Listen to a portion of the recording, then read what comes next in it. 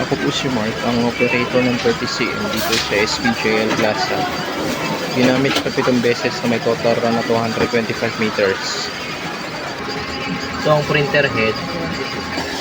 Ito naman ang cupping at ang wiper na may 80% good condition. Head clean.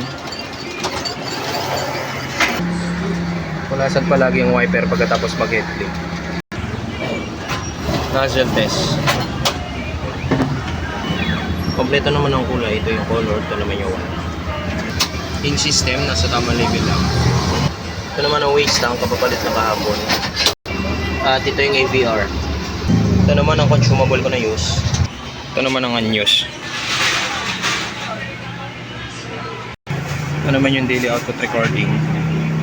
Ito naman yung consumables monitoring sa powder. Ito naman sa white. Ito yung sa film, sa kuyi, at sa sayan. Ito naman po ang monthly monitoring. Salamat po.